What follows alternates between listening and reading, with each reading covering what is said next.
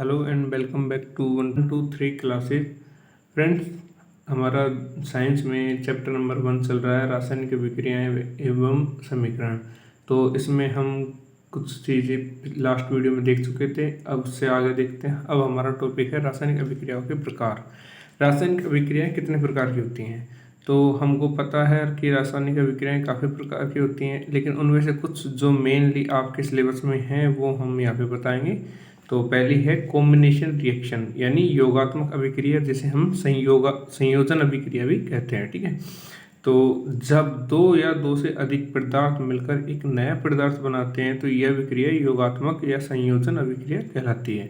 जैसे H2 यानी hydrogen और प्लस O2 यानी ऑक्सीजन मिलके जल का अणु बनाते हैं, तो ये एक योगात्मक अभिक्रिया है। जैसे कि H और O यानी हाइड्रोजन और ऑक्सीजन मिलके जल बना रहे हैं, यानी एक अणु बना रहे हैं। ठीक है, अब हमको हमारा लास्ट जो हमने देखा था वो था संतुलित रासायनिक समीकरण। तो ये बताइए समीकरण संतुलित है या नहीं। देखिए, यहाँ पे हाइड्रोजन के 2 परमाणु हैं, ऑक्सीजन के 2 परमाणु हैं, लेकिन यहाँ पे हाइड्रोजन के 2 परमाणु लेकिन ऑक्सीजन का सिर्फ 1 परमाणु है। तो ये समीकरण संतुलित नहीं है। तो इसे हम संतुलित करने के लिए क्या कर सकते हैं? पहले तो यहाँ पे हम 2 लगाएंगे, जिससे कि हाइड्रोजन के तो हो गए 4 लेकिन ऑक्सीजन के हो गए 2।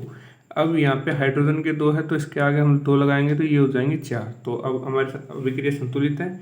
इसके बाद हम देखते हैं ये सेकंड है C+O2 यानी कार्बन प्लस ऑक्सीजन मिलके CO2 यानी कार्बन डाइऑक्साइड का निर्माण करते हैं। यह अभिक्रिया हमारी संतुलित है। साथ में Na+Cl2, Na को हम होता है सोडियम, ठीक है, वो प्लस Cl2 यानी क्लोराइड, ये बनाते हैं NaCl। अब इस अभिक्रिया को भी हम संतुलित करेंगे, क्योंकि यहाँ पे Na का 1 है, Cl के 2 हैं, लेकिन यहाँ पे Na का 1 और Cl का भी 1 ही है, तो यहाँ पे हमने 2 लगाया। अब 2Na यानी 2 Na हो गए और 2 ही हो गए Cl, तो यहाँ पे भी हम फिर से 2 लगा देंगे, तो यहाँ पे भी 2 Na या 2 Cl, यहाँ 2 Na और 2 Cl। ठीक है, इसके बाद आती है हमारी सेकेंड अभिक्रिया कंपोजिशन रिएक्शन यानी अपघटन अभिक्रिया। यह अपघटन अभिक्रिया कौन सी होती है? जब एक पदार्थ मिलकर अपघटन अभिक्रिया। तो अपघटन अभिक्रिया नाम से ही पता चल रहा है कि इसमें कारकों का अपघटन होता है, यानी जब एक पदार्थ टूटकर 2 या अधिक पदार्थों का निर्माण करता है, यानी एक पदार्थ होगा वो टूटेगा और 2 या 2 से अधिक नए पदार्थों का निर्माण करेगा, तो यह अभिक्रिया अपघटन अभिक्रिया कहलाती है। जैसे कि H2 यानी पानी टूटता है H2+O2 में, तो इसका मतलब होता है हाइड्रोजन और ऑक्सीजन, जो आपको पता है। लेकिन फिर हमारा ये अभिक्रिया सेकेंड अभिक्रिया जो है अपघटन अभिक्रिया डिकम्पोजिशन रिएक्शन, ये भी हमारी कंप्लीट हो गई। यहाँ पे एग्जाम्पल नंबर 3 है इसका H2CO3 यानी कार्बनिक अम्ल, ये टूटेगा CO2 यानी कार्बन डाइऑक्साइड प्लस H2 यानी जल, पानी में टूट जाएगा। ठीक है, तो ये एक पदार्थ है, ये अपघटित होकर 2 नए पदार्थों का निर्माण कर रहा है, तो ये हो गई हमारी डिकम्पोजिशन रिएक्शन।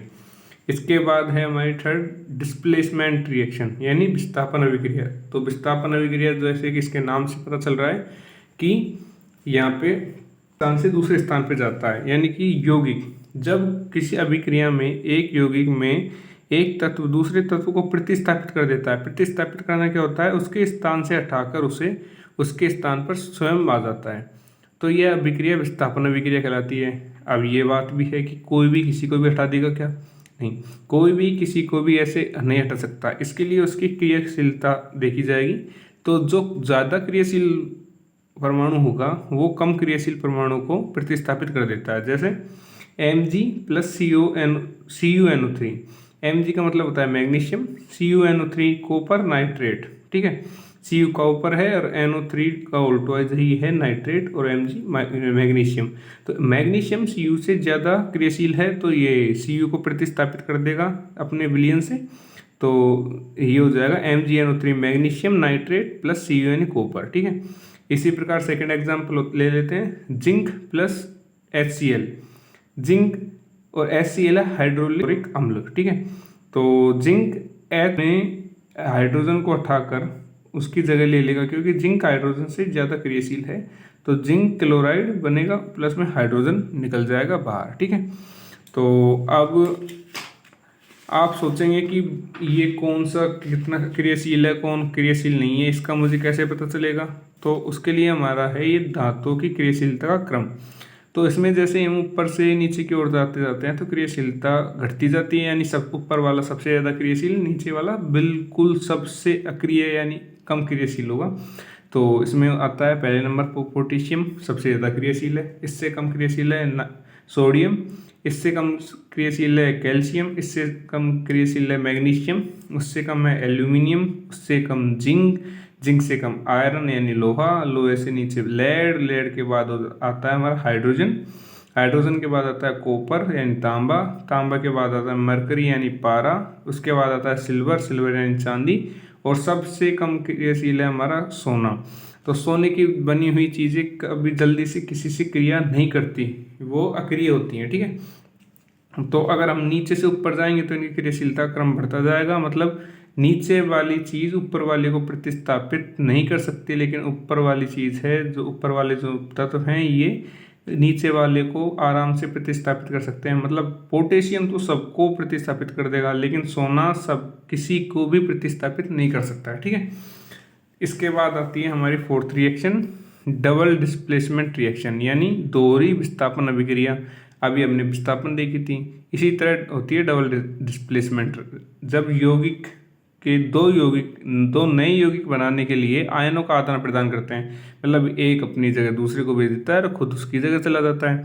जैसे कि KBr यानी पोटेशियम ब्रोमाइड, के है पोटेशियम, Br है ब्रोमाइड, AgNO2 यानी सिल्वर नाइट्रेट, सिल्वर है AgNO2 को हम जब सिल्वर के साथ मिलता है तो नाइट्रेट बोलते हैं। तो ये क्रिया करेंगे और potassium nitrate plus silver bromide बना देते हैं, ठीक है। और सेकंड है हमारा HCl प्लस NaOH। HCl हमारा आपको पता ही है हाइड्रोक्लोरिक अम्ल है, NaOH है सोडियम हाइड्रोक्साइड। अब ये बनाते हैं NaCl, जो हम पहले भी देख चुके हैं, प्लस H2 यानी जल, ठीक है। तो इस वीडियो में हम इतना ही करते हैं, बाकी टॉपिक्स नेक्स्ट वीडियो में, शायद नेक्स्ट वीडियो में जो हमारा पार्ट 3 होने वाला है उसमें इस लेसन का एंड हो जाए। तो